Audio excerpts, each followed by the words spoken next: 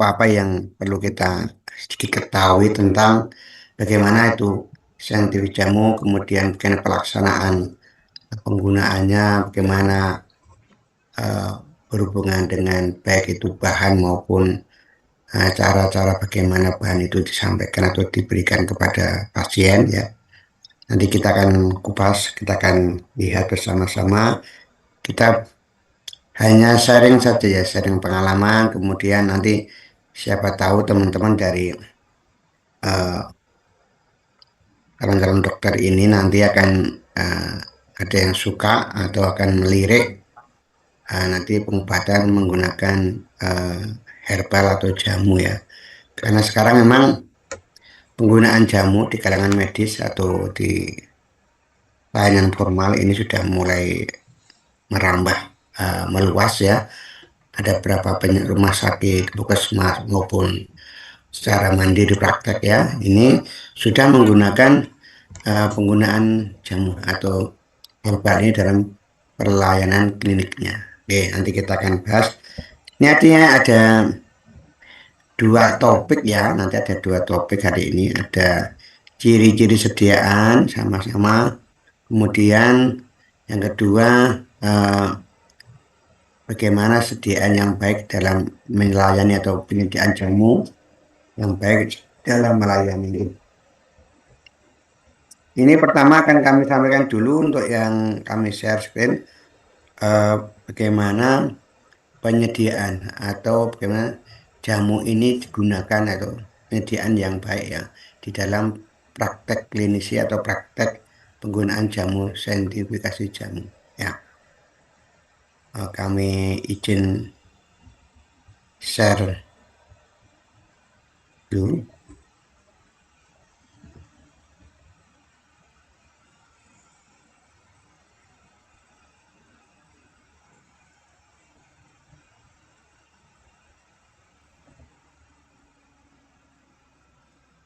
Sudah terlihat nih. Sampun udah Pak. Oke ya. Oke. Nah, ini, Pak.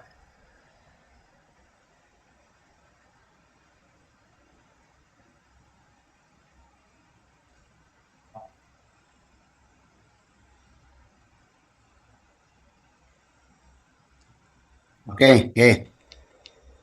Ini kita awali dulu untuk penyediaan jamu yang baik di dalam program saintifikasi jamu ya. Atau kita kenal, nanti teman-teman juga akan mengetahui ya, namanya dispensing and compounding atau penyiapan jamu eh, pada baik itu pasien ataupun subjek ya yang kita gunakan untuk baik itu pelayanan maupun kalau dalam penelitian. Oke, oke.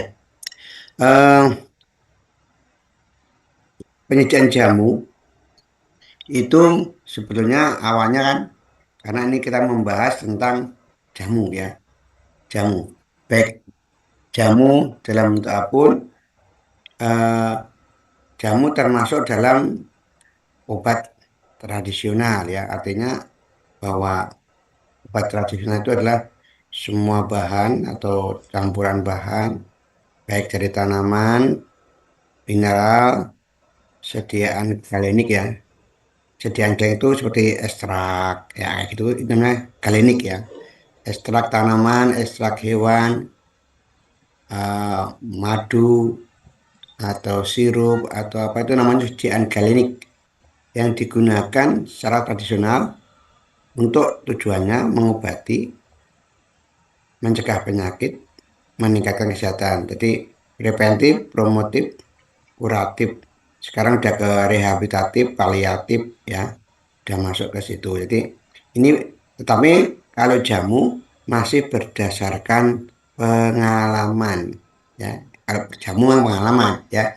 Tapi kalau nanti ada yang OHT sama fitofarmaka itu yang berbeda lagi ya. Kemudian jadi nanti bahan jamu itu ada dari tiga macam ya yang bisa digunakan. Kalau dalam ranah jamu itu namanya simplicia.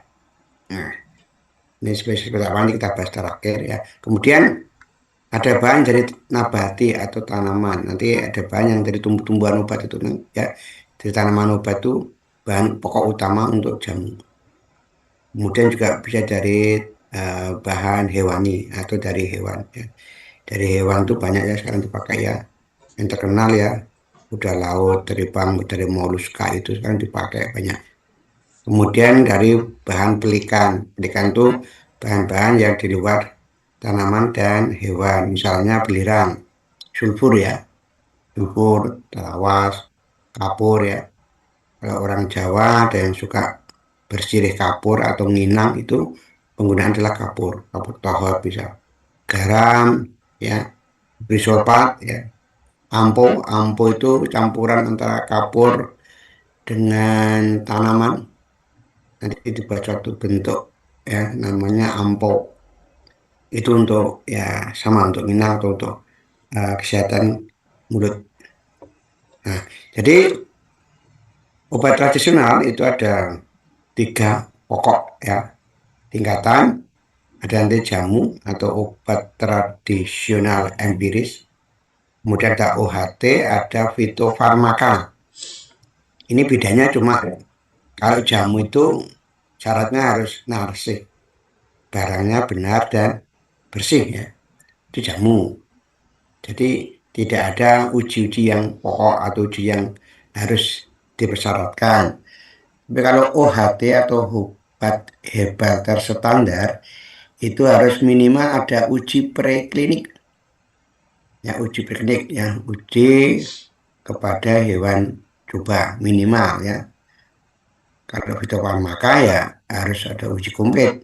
Ada uji pendahuluan, ada uji prakliniknya, ada uji kliniknya ya. Dan ada uji standarisasi bahan baku atau marker dari tanaman tersebut. Oke. Ini ada tiga. Nanti teman-teman kalau minum tolak angin, antangin itu termasuk UHT. Ya, kalau fitofarmaka, Nudiar, yang manis sekarang ya, dan sigat itu fitofarmaka. Belum banyak juga itu fitofarmakanya. Oke, nah kemudian kita akan eh, membahas bahwa sebetulnya tanaman obat ya ataupun obat-obat konvensional yang digunakan sekarang di ilmu kedokteran modern itu pada mulanya bahwa obat-obat itu juga berasal dari bagian tanaman atau tanaman atau kandungan tanaman ya dulu hanya diadopsi kemudian sekarang dibuatlah apa tuh turunannya ya modifikasinya dibuatlah senyawa murni ya yang diadopsi dari eh, zat aktif yang ada di dalam kandungan. Misalnya dulu ada namanya efedrin ya, itu obat batuk terkenal ya, efedrin. Itu dari tanaman Ephedra alba. Ya, efedrin dulu tahun 2090 itu masih dipakai banyak sekali untuk obat batuk ya, obat batuk hitam, itu mengandung efedrin atau dari tanaman Ephedra alba. Kemudian digoksin itu tanaman yang sampai sekarang dipakai ya, dari tanaman Digitalis purpurea atau untuk obat jantung ya, rumah jantung, untuk aritmia ya. Ini kandungan di dalam tanaman Digitalis purpurea itu banyak digoksin, Thanatosin, nanatid ya, itu banyak digunakan untuk pengobatan jantung. Metformin ya, sekarang yang dipakai ya. Metformin ini juga sekarang dipakai untuk obat gula ya, untuk dari golongan biguanid ya. Golongan biguanid ini terdapat dalam tanaman garaga ya. Tanaman garaga seperti apa nanti kita buka. Nikotin jelas, nikotin, morfin, kodein ya. Morfin, kodein, kokain itu dalam tanaman Arctocylon cocae. Ini dulu dipakai untuk penenang, sedatif, anti stres ya. Nah, obat-obat juga ada kalau kodein untuk batuk juga ya, untuk relaksasi juga bagus ya. Ini untuk relaksasi pada baik itu di bagian pencernaan atau di bagian pernapasan. Kemudian ada atropin, atropin ya dari tanaman Atropa belladonna, itu ada atropin tertentu ya. Skopolamin dari Yasiamu alba, ini untuk asma ya. Tein jelas dari tanaman teh ya, Camellia sinensis. Theobromine ini dari tanaman coklat atau teman-teman makan coklat itu kan Theobroma kakao dari Theobromine itu bagus sekali untuk obat jantung ya, juga untuk regenerasi sel ya, enzimatis ya. Ada makanya kalau makan coklat itu bagus ya. Yang nggak bagus kalau makan coklat itu ditambah dengan gula ya. Yang nggak baik gulanya. Kalau makan coklat yang pahit ya itu bagus ya. Jadi bagus untuk kesehatan. Oke. Kemudian ada Artemis ini, Artemisia annua untuk anti malaria untuk nyamuk. Ya. Ada piperin, reserpin, mitraginin ini baru ngetren sekarang. Mitraginin ini dalam tanaman yang baru ngetren ya di Kalimantan. Ini karena mitraginin dari tanaman sekarang sudah mulai banyak dikenal, kratom ya. Jadi teman-teman bisa lihat tanaman kratom kayak apa. Itu karena di dalam tanaman kraton itu ada mitraginin. Ini senyawa yang mirip dengan narkotika. Ya. Senyawa mirip dengan narkotika sehingga kadang-kadang tanaman itu disalahgunakan oleh anak-anak muda, digunakan untuk ya play atau ya sekedar untuk eh, menghisap. Itu tanaman kraton banyak tersebar di Kalimantan dan mungkin nanti suatu saat akan dimasukkan ke dalam golongan narkotika ya karena ditemukan senyawa yang sangat mirip dengan narkotika. Nah, ada kanabin sama narkotika dan ganja, beladon dari ekstrak belladonna, quercetin banyak sekali tanaman ya golongan flavonoid yang hampir ada di semua tanaman yang memiliki warna-warna yang cerah. Karena kalau warnanya cerah-cerah itu banyak mengandung quercetinnya ya. Jadi flavonoidnya tinggi sekali ya. Ini contoh ya. Ini Galiga ya. Tanaman yang paling atas ini Galiga. Galiga ini tanaman yang untuk tadi metformin. Ini kok Erythroxylon coca, salah satu jenis narkotika ya. Erythroxylon ada kokain, kodein, opium. Yang ini adalah digitalis purpurea atau untuk jantung yang kayak bunganya bagus kayak pagoda ini ya, yang ungu. Di bawahnya Atropa belladonna dari atropin tadi. Kemudian ini Colanitida dari nitidan atau kolein ya dari Coca-Cola. Ini tanaman untuk pembuatan itu minuman Coca-Cola dari Colanitida. Ini karena warnanya emang merah marun ya, warna bijinya. Jadi dipakai untuk pembuatan bahan baku Coca-Cola sebetulnya dari ini ya, proses karbonasinya. Oke, ini coklat, ini pule panda, Robert serpentina, obat untuk darah tinggi dan hipertensi, kemudian stroke ya, stroke berat ini bisa menggunakan Rauwolfia serpentina. Ini Ephedra alba dari ephedrin, ini tapak darah tadi vinblastin. Nah ini yang sebelah sini ya, yang daunnya hijau memanjang ini eh, tom ya dari kratom ini. Kratom ini yang tadi di Kalimantan terkenal banyak sekali di hutan atau di kebun-kebun ya. Ini sudah mulai disalahgunakan oleh anak muda untuk play ya. Hati ini karena banyak mengandung mitraginin. Ya. Mitraginin tadi digunakan untuk apa? Untuk penenang ya, untuk anti stressing, untuk spasmolitik, sebetulnya seperti itu bagus ya. Cuma sekarang salah gunakan. Oke. Nah, kemudian ketika kita mau melakukan pengobatan atau penggunaan ini jamu ini kita menggunakan dengan metode holistic care atau secara umum kita menggunakan holistik ya atau menyeluruh. Jadi ketika nanti kita menggunakan uh, jamu atau herbal, herbal ini kita gunakan dengan berbagai macam parameter atau aspek yang mempengaruhi ya. Tidak hanya jamunya, tidak hanya bahan jamunya, tetapi juga berpengaruh pada berbagai aspek. Misalnya dari fisiknya pasien seperti apa. Ini menyangkut kebugaran. Psikisnya seperti apa? Orang yang sakit, kalau kejiwaannya kurang bagus atau psikisnya kurang baik, maka tingkat penyembuhan juga lambat ya, tidak cepat.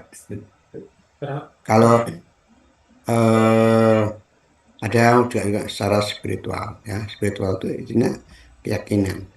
Orang minum jamu, saya sudah membuktikan, membuat praktek itu kan eh, orang yang berobat dengan jamu itu ketika ada orang yang berlaku kuat atau dia mungkin minum jamunya dengan berdoa sama yang tidak berdoa nanti hasilnya juga berbeda ya, berbeda.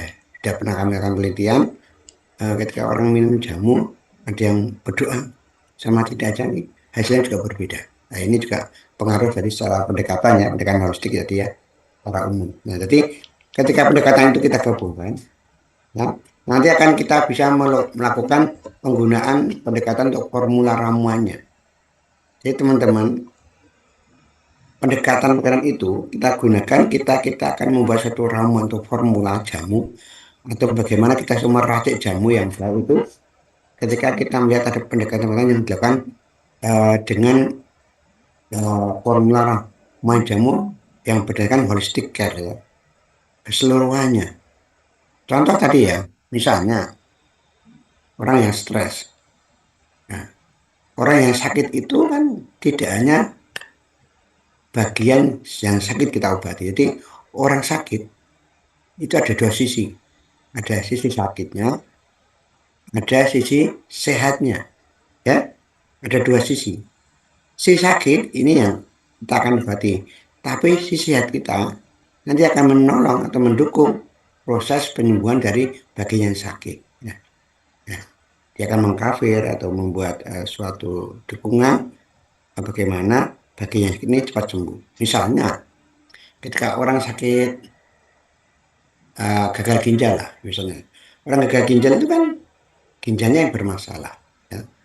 Mungkin filtrasinya udah nggak bagus, atau ada kerusakan pada sel-sel di ginjalnya, ada nekrosis mungkin ya, atau ada kematian sel di dalam ginjalnya. Nah, tetapi bagian tubuh kita yang lain, misalnya hati, hati ini tempat metabolisme, tempat mengolah sesuatu atau zat aktif atau makanan atau obat yang akan digunakan dalam pengobatan. Nah, kalau yang sakit ginjal, tapi hati ini ikut sakit, nanti akan proses penyembuhannya akan lama. Tapi kalau hati ini nanti sehat, baik, maka proses penyembuhannya karena sistem metabolisme di dalam hati. Maka hati harus kita dukung ya. Maka nanti ketika kita meramu, itu ada ramuan misalnya untuk menjaga fungsi hati atau hepatoprotektor kita tambahkan dalam ramuan orang yang kena uh, gagal ginjal. Jadi seperti itu nanti ada hubungannya ya. Oh, stres, orang itu stres. Ketika stres, maka nanti ada ramuan tanaman yang bisa untuk anti stressing kita tambahkan. Orang itu mungkin kurang segar atau badannya lemas, kita tambahkan tanaman yang bisa digunakan untuk apa? Menyegar badan atau stamina atau imunomodulator. Kita tambahkan. Oh, ada rasa nyeri, ada rasa sakit, ada inflamasi. Nanti kita gunakan ada namanya ramuan untuk analgetik anti inflamasi. Kita tambahkan. Nanti kita akan lihat ya. Oke. Nah, jadi eh, nanti teman-teman akan melakukan suatu penyediaan jamu atau meramu jamu, membuat formula itu sudah dilakukan juga oleh nenek moyang kita. Jadi orang-orang terdahulu kita, mbah-mbah kita sudah melakukan banyak sekali pengalaman-pengalaman secara empiris melakukan pengalaman jamu ya. Dan ini zaman dulu juga ada ya. Kalau sekarang mungkin orang farmasi atau dokteran. Kalau dulu ada namanya ada caraki. Caraki itu orang-orang dahulu yang peracik jamu atau tabibnya atau dulu dokternya pada masa-masa zaman dahulu ya. Mungkin zaman Majapahit ya. Ini namanya Acaraki. Di Bali juga ada namanya Usada Ila atau Usada Bali ya. Zaman-zaman kerajaan itu masih menggunakan Acaraki namanya. Ini sebagai tabib dokter pada kerajaan pada masa itu menggunakan apa? Masih pure menggunakan tanaman obat. Ya. Jadi eh,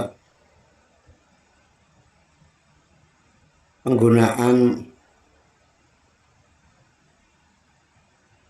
tanaman obat ini digunakan sejak zaman dahulu, ya, sejak zaman dahulu. Nanti kita akan bisa melihat. Oke, kemudian eh,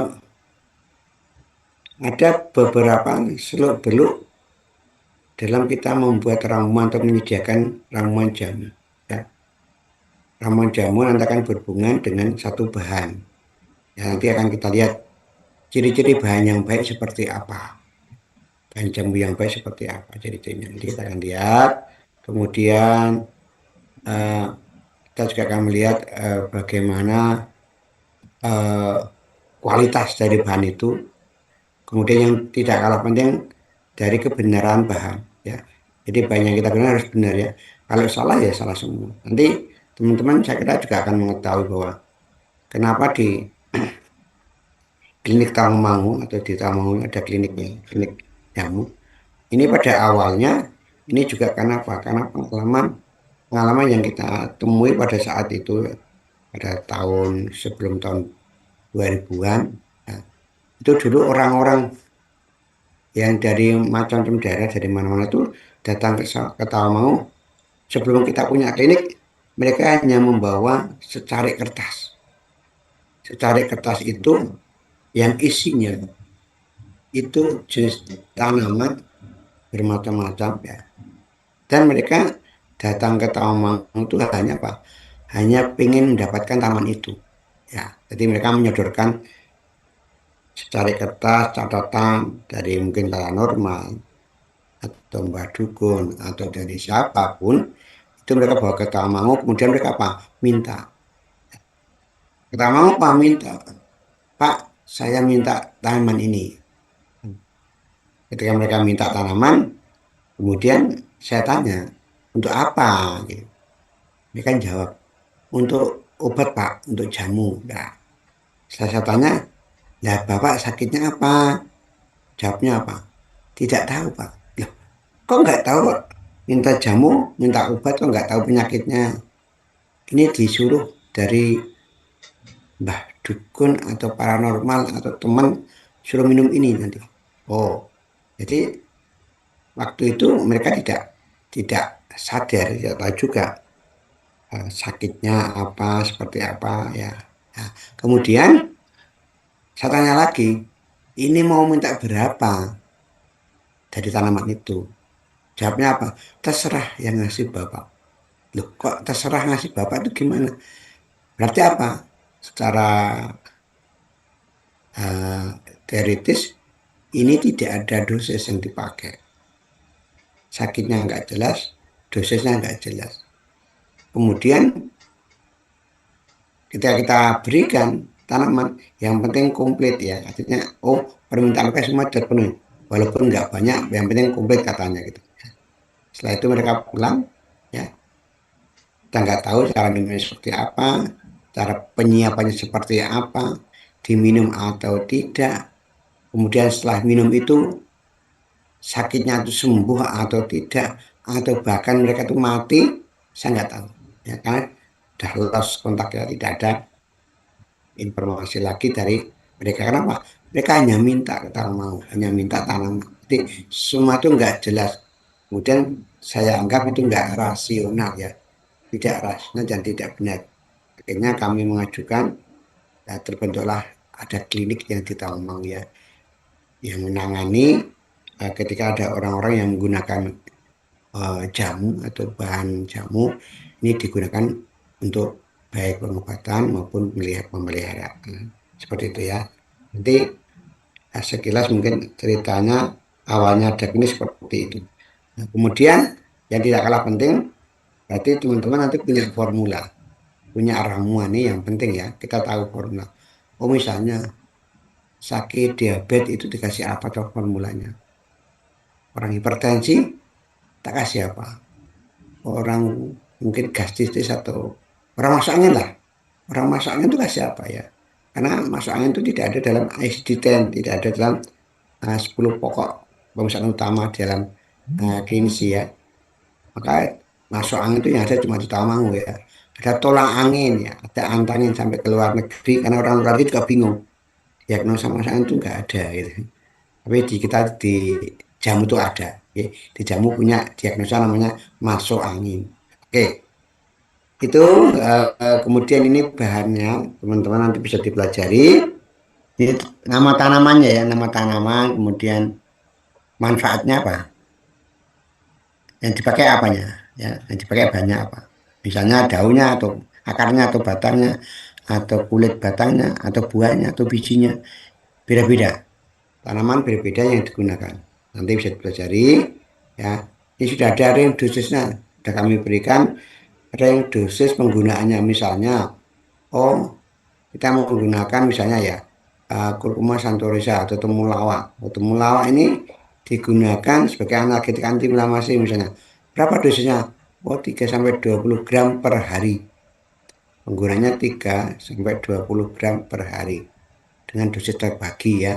Artinya kita melihat dari pasiennya, tingkat keparahan dari penyakitnya ya. Mungkin itu yang kita gunakan pembagian dosisnya. Nah, perlu diketahui juga bahwa teman-teman dalam meramu jamu itu kita harus tahu bagian mana yang digunakan di tanaman itu. Karena tidak semua tanaman itu digunakan semua bagiannya. Ada bagian yang baik digunakan, ada bagian yang tidak baik atau beracun bahkan ya. Misalnya contoh kayak saga. Saga itu yang dipakai daunnya, ya. Abri precatorius atau ada abrina. Itu yang ada di daunnya. Tetapi kalau kita menggunakan bijinya atau buahnya, biji saga itu enggak boleh. Dia beracun ya. Ada abrinadabennya atau abridabennya. Itu yang membuat orang bisa keracunan. Maka nggak boleh menggunakan bijinya. Harus pure dari eh, daunnya. Nah, contoh ini akar. Akar apa? Oh, kata radik ya. Oh, berarti seperti Rauwolfia, akar kulit panda. Valerian, akar dari valerian. Nah, ini gampang.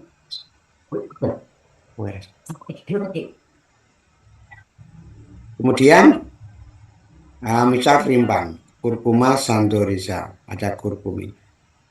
Ya, ada rimpangnya, kortek kulit kayu, umbi lapis, Meremia mamusa, umbi, ya, dan lain-lain. Bunga cengkeh, ya, bunga kamomail, sekarang terkenal bunga telang, ya, dari klitoria, ya, tanaman klitoria itu bunga telang itu dipakai ya sekarang itu antasida karena banyak mengandung quercetin dan banyak mengandung satu warna, ya. Banyak sekali itu bagus sekali untuk antioksidan yang sangat kuat ya, dari bunga telang misalnya. Putus buah, semen biji. Ya. Ini cuma bagian tanaman yang harus digunakan. Nah, kemudian bahwa penggunaan jamu ini pada awalnya hanya jamu digunakan hanya untuk preventif promotif. Ingat-ingat ya. Jamu pada awalnya hanya digunakan untuk preventif promotif saja, belum ke kuratif. Tapi sekarang jamu sudah digunakan untuk kuratif, rehabilitatif dan paliatif. Ya. Pendekatan kemanfaatan jamunya sudah pada ranah pengobatan. Jadi jamu kan digunakan untuk pengobatan. Nah, seperti apa ya? Dalam saintifikasi jamu kita pelajari bagaimana penggunaan jamu yang baik dan benar, bagaimana penggunaan ramuannya yang telah kita teliti, ya kita lihat epidemiologisnya, kita lihat baik itu acuannya, ya nanti kita. Kemudian Tujuannya apa? Jamu kita gunakan nanti teman ketika meramu, tujuannya tidak hanya mengobati bagian yang sakit ya. Ingat-ingat, jamu tidak hanya mengobati bagian yang sakit, tapi jamu itu nanti bisa untuk meningkatkan kualitas kesehatan, quality of life-nya, kualitas hidupnya ya. Jadi eh, dari bagian tubuh atau dari bagian tubuh kita yang mengalami tidak sehat atau tidak baik fungsinya, maka jamu ini bisa mengcover nanti bisa untuk memperbaiki fungsi tubuh yang mengalami penurunan itu degradasi ya. Kemudian juga bisa mencegah timbulnya penyakit atau gangguan penyakit yang beresiko ya. Artinya apa? Bahwa teman-teman kesalahan dari masyarakat sekarang itu ketika menggunakan jamu itu sudah pada fase kuratif untuk pengobatan. Jadi apa? Di mereka itu menggunakan jamu itu ketika sudah sakitnya parah, sudah sakitnya mungkin kalau diabetes sudah eh, di tahap akut ya, atau mungkin kalau kena stroke yang parah, itu baru menggunakan jamu. Pasien-pasien di Tawangmangu itu seperti itu. Jadi, sudah parah dulu sakitnya, pasien sembuh, baru menggunakan jamu. Katanya apa? Jamu dianggap alternatif ya, alternatif terakhir yang digunakan. Jadi itu kesalahan-kesalahan yang masih berada di dalam masyarakat dalam penggunaan jamu. Jadi menganggap jamu itu sebagai dewa ya, dianggap terakhir, alternatif terakhir. Kalau sudah beban nggak sembuh baru menggunakan jamu, dan itu salah ya. Itu cara-cara yang salah yang digunakan yang masih dianggap oleh teman-teman atau pasien-pasien sekarang ini ya. Jadi jamu itu sebaiknya diminum kapan? Diminum saat belum sakit. Namanya juga untuk menjaga. Namanya juga untuk meningkatkan, mencegah timbulnya. Jadi jangan sakit dulu, itu harusnya kita sudah minum jamu. Sama. Tapi kalau sakit gimana Pak? Sakit bisa. Cuma beda prosesnya. Kalau sakit itu dengan jamu mungkin perlu ya, perlu waktu. Nah, tahapan-tahapan yang harus dicapai untuk penyembuhannya. Oke, ya jadi itu ya jamu manfaatnya untuk meningkatkan, mencegah, mengatasi gangguan-gangguan ya yang timbul di dalam eh, sakit ini. Oke, kemudian jamu sekarang sudah menjadi bagian pelayanan ya di SC ya, saintifikasi jamu. Nah, maka namanya saintifikasi jamu yang disainkan, jamu yang diilmiahkan. Ada IPM-nya ya, berarti ada kuratifnya ya, ada evidence based medicine-nya. Kuratif untuk apa? Untuk pengobatan. Ya, nanti teman-teman bisa melihat bagaimana proses saintifik jamu, penggunaan jamu dalam program saintifik. Nah, ini perlu kita ketahui bahwa zaman dahulu secara empiris penggunaan jamu itu dulu berdasarkan dari uh, diagnosa empiris ya, diagnosa empiris atau zaman dahulu ya. Misalnya dulu tidak ada orang kena diabetes, tidak ada ya. Orang diabetes itu dulu belum terkenal, belum tahu apa itu diabetes itu gula. Tahunya apa? Oh, kalau BAK atau buang air kecil itu uh, dikerubungi semut kencingnya karena kencingnya rasa manis maka disebut. Kemudian sering sering BAK buang air kecil sering sekali disebut nguyuan ya, nguyuan atau beser, beseran ya. Jadi sering itu cuma gitu. Oh, ada beseran nguyuan ya, atau kalau kencing di air kencingnya dikerubungi oleh semut. Nah ini dulu namanya diabetes, mungkin gula, penyakit gula atau kencing manis. Dulu dikasih apa? Dikasih daun salam sama kayu manis dulu ya. Oh, salam kayu manis ya. Nah, kemudian dulu orang yang eh, jimbe kaku linu ya, kekakuan pada sendi atau sakit nyeri pada sendi atau rasa sakit itu dulu orang nggak tahu. Oh itu mungkin sekarang God atau asam urat ya, nggak tahu. Oh asam urat dulu cuma orang bilang namanya apa? Dulu loro gendeng, ya, loro gendeng atau loro gila ya, gendeng itu. Tapi enggak, maksudnya loro gendeng itu zaman dulu sakit yang di kaki tapi berpindah-pindah tempat. Itu namanya loro gendeng. Oh, kadang di lutut, kadang di bagian telapak, kadang di bagian persendian. Dan itu pindah-pindah dan lama, jangkanya lama. Maka disebut loro gendeng kalau orang dulu ya. Jadi sakit gendeng. Karena sakit yang berpindah-pindah dan sakit itu sampai nggak kuat ya, sampai gila rasanya gitu. Nanti orang dulu bilang loro gendeng. Itu bisa dibuka di eh, Google atau apa loro gendeng itu apa ya, orang Jawa. Ada di namanya loro gendeng. Itu sebenarnya kan gout atau asam urat ya.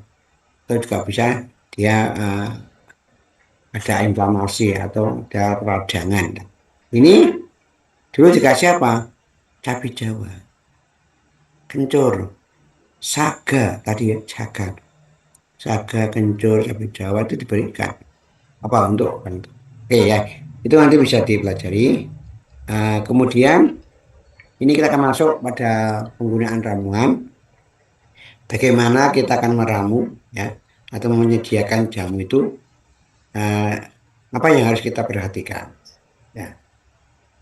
Ketika kita meramu jamu atau penyediaan jamu, ini kita akan memperhatikan beberapa aspek yang penting ya. Jadi nanti di jamu itu ada aspek-aspek yang kita perhatikan. Misalnya penyakit utamanya, ya.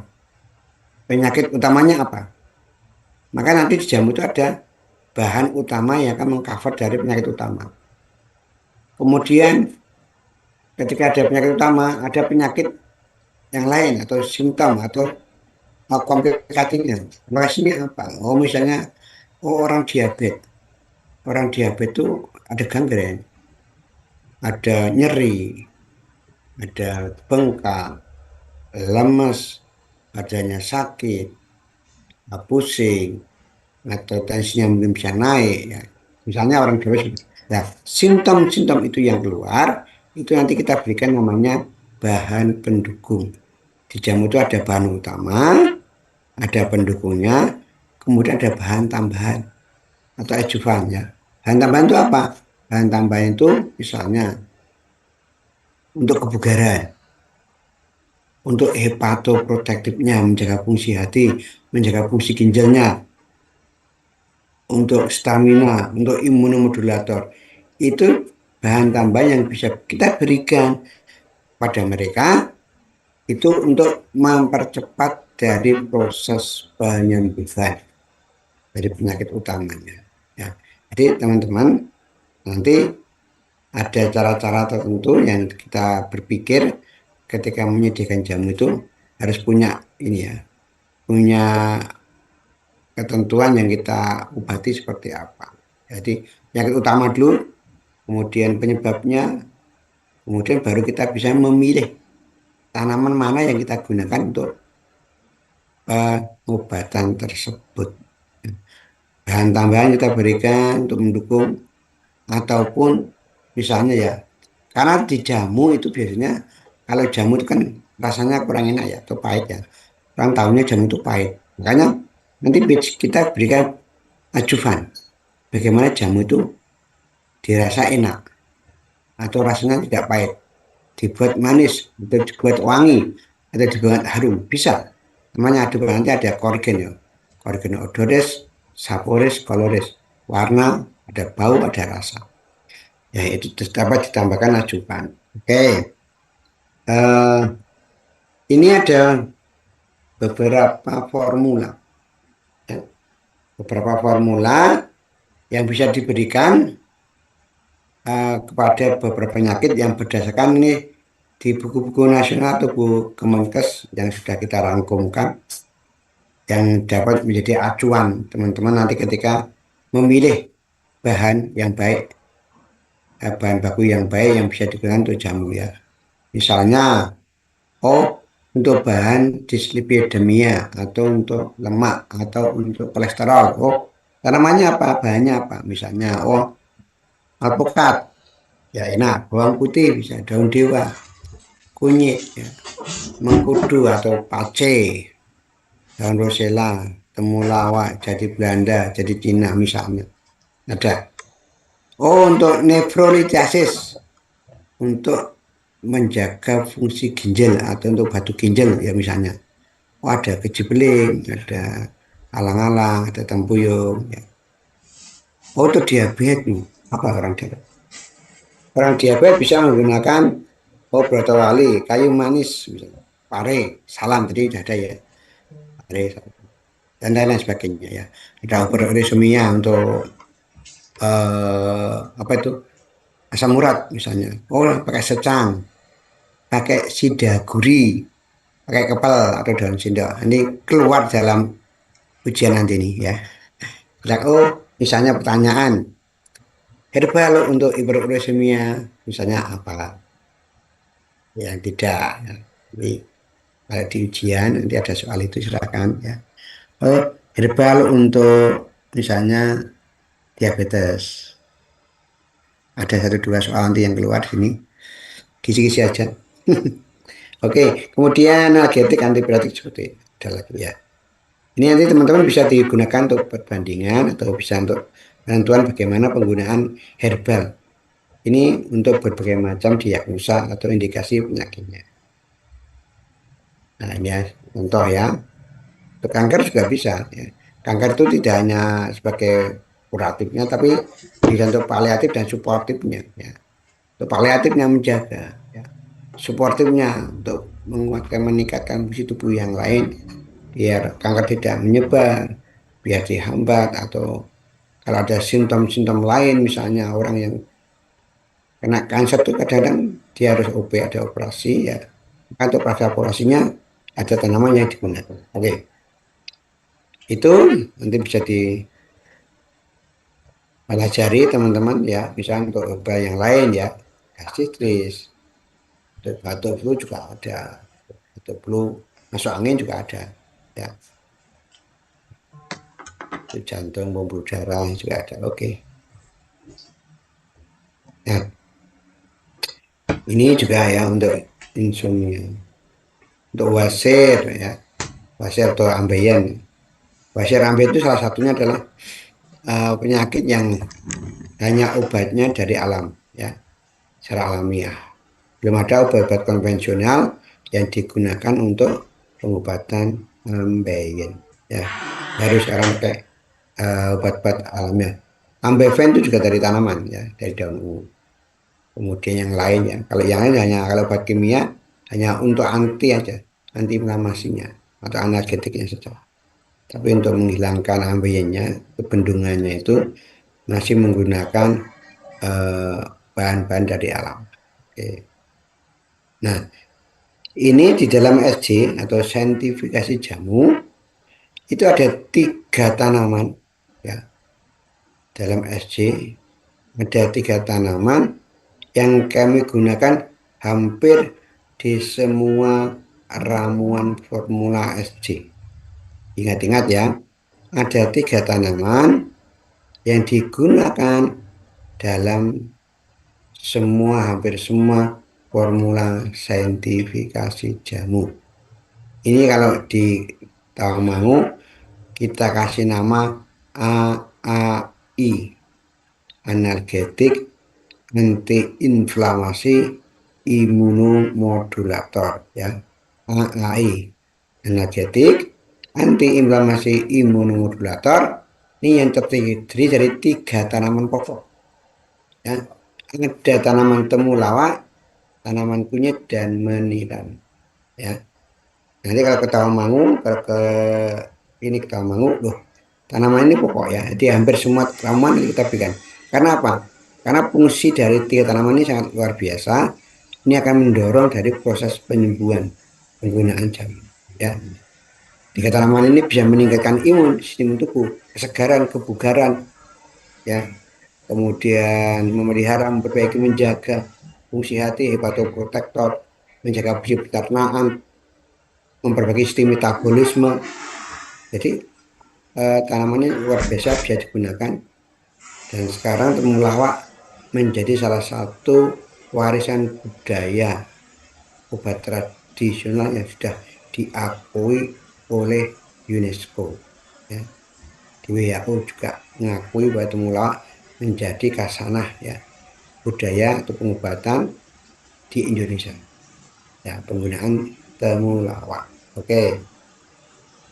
Nah, kemudian di dalam pembuatan pengerjaan itu nanti pelayanan atau penyiapan jamu kepada pasien atau kepada pasien ini kita kenal nanti ada dispensing and compounding. Saya kira ini bagian dari farmasis atau orang yang berhubungan dengan peresepan. Kalau teman-teman dokter nanti meresepkan saja, membuat resep, tapi harus tahu kira-kira kalau saya membuat resep ini apa yang kita berikan untuk pasien. Ya, misalnya saya memberikan resep anti diabetes, berarti isinya nanti juga tahu, oh isinya nanti ini ya, sesuai dengan eh, formulasi atau sesuai dengan acuan yang digunakan oleh teman-teman dalam melakukan pelayanan dengan menggunakan herbal. Oke, nah, saya kira kalau resep tidak perlu kita pelajari karena ini ranahnya ada di farmasis. Yang jelas resep ini sesuai yang diminta oleh dokter ya, sesuai apa yang diminta ya kita berikan. Oke. Contoh di Tawangmangu nanti dokter akan meresepkan seperti ini. Misal dokter Danang misal, dokter Dian.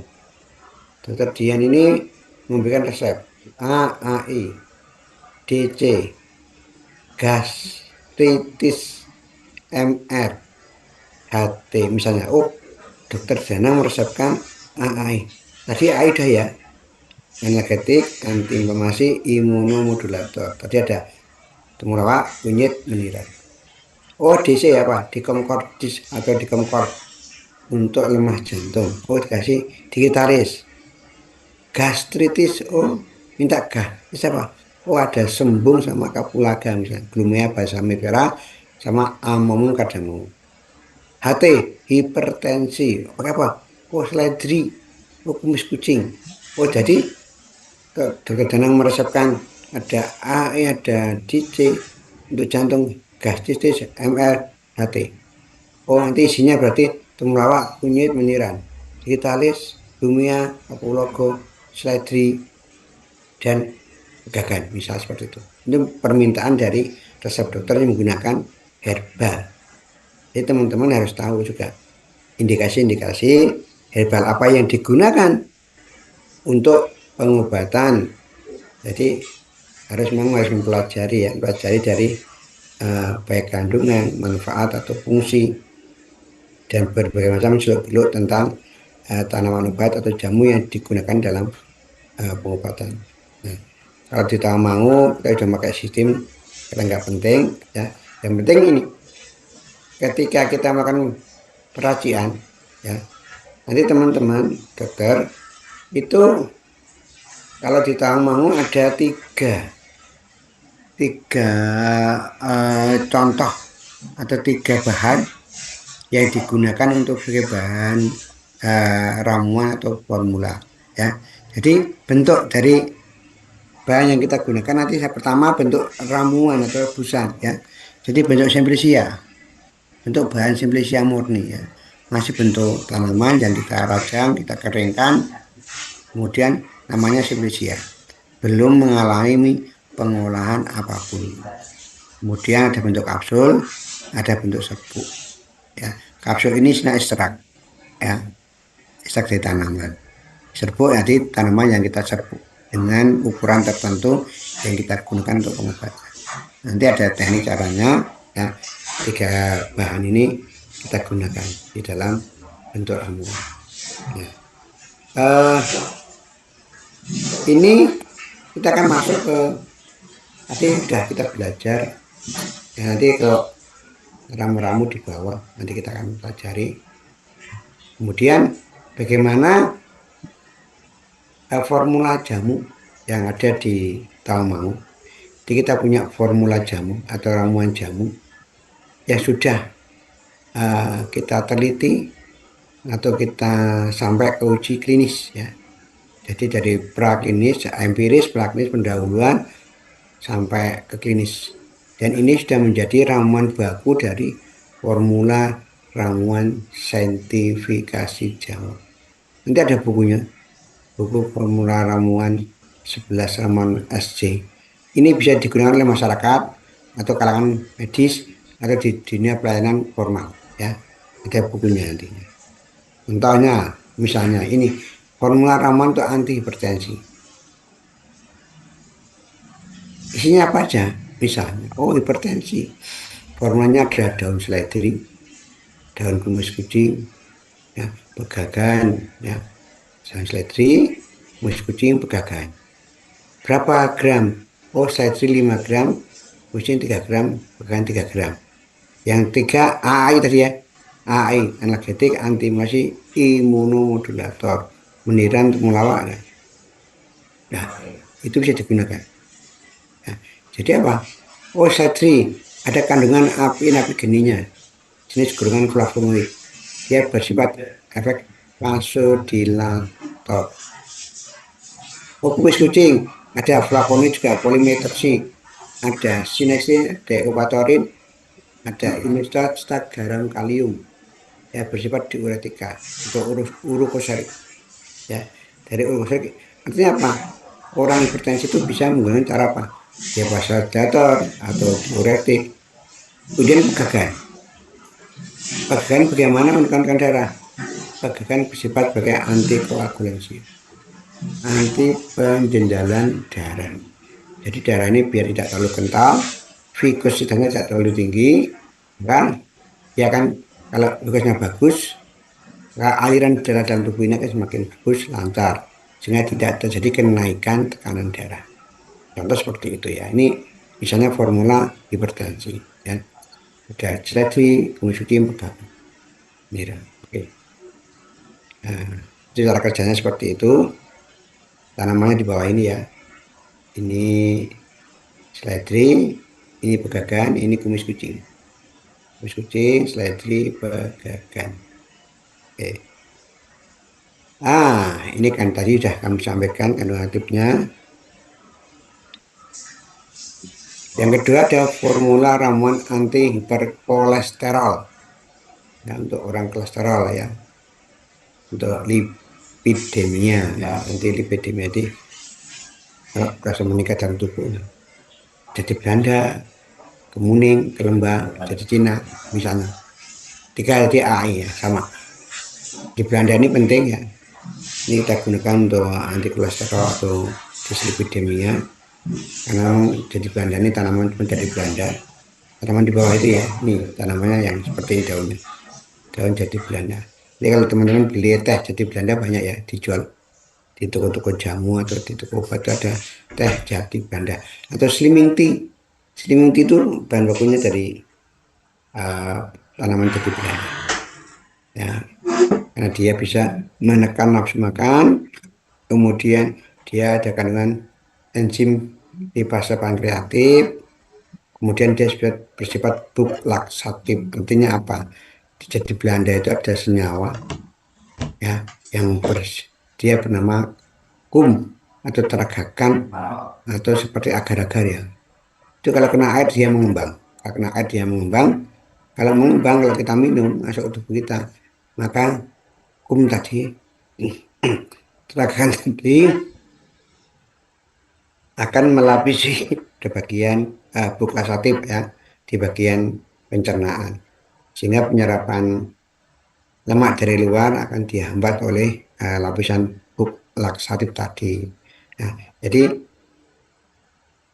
kolesterol tidak masuk, kemudian akan merubah kolesterol lemak yang ada di jaringan menjadi senyawa molekul besar atau senyawa kelat ya. Yang kelat itu tidak bisa diserap oleh tubuh, dia akan dikeluarkan melalui bisa urin, bisa feses ya. Karena nanti jadi Belanda ini juga bersifat laksatif atau mudah BAB, anti bebal ya, anti ya, biar mudah BAB-nya punya. Sehingga artinya apa? Ketika makan masuk ke tubuh kita, ketika ada makanan masuk ke tubuh kita, maka nanti transit makanan di usus akan diperpendek ya, nggak lama. Orang kalau Mungkin BAB biasanya sehari 24 jam sekali. Tapi dengan ramuan jati Belanda ini, orang BAB bisa 6 jam sekali. Nanti dikeluarkan. Jadi transit lemak di usus atau di pencernaan tidak lama, tidak diserap oleh tubuh maksimal, sehingga ada yang dikeluarkan. Itu adalah cara kerja atau mekanisme dari jati Belanda untuk anti kolesterol. Ya, itu tuh kolesterolnya. Ini ramuan untuk asam urat atau hiperuricemia. Ya, uricemia. Ya. Ada daun kepal ya, tempuyon secang. Daun kepal nanti teman-teman kalau membuat, kalau belum tahu tanaman kepal sebelahnya itu pohon kepal ya. Kalau kepal itu di sebelahnya itu eh, apa itu teman-teman bisa lihat ya. Kemudian ada tempuyung atau Sonchus arvensis, ada secang, tanaman secang ya, tanaman warna. Perlu ketahui daun kepal atau pohon kepal ini dulu lazim nggak dipakai ya, karena ini dulu tanaman di keraton, di keraton. Jadi tanaman ini banyak di keraton ya, hampir di semua keraton di Jawa itu ada. Solo, Jogja, Cirebon, Cianjur, ya, Banten itu ada tanaman kepal ini. Karena memang tanaman kepal ini tanaman yang digunakan dulu oleh raja dan kerabat raja. Hanya boleh dimakan buahnya atau namanya dimiliki oleh raja. Karena tanaman kepal ini mengandung burahol, itu zat aktif yang warnanya kuning, kemudian baunya harum sekali, enak sekali, manis rasanya. Ya, siapapun yang makan buah kepal itu nanti BAB sama BAK-nya akan berbau harum. Ya. Jadi kalau ada orang yang makan buah kepal ini, nanti BAK-nya atau BAB-nya berbau harum. Ya, makanya dulu keraton punya ya. Karena untuk permaisuri, istri raja, anak-anak raja, kerabat keraton raja itu dia harus cantik, harus paripurna kan.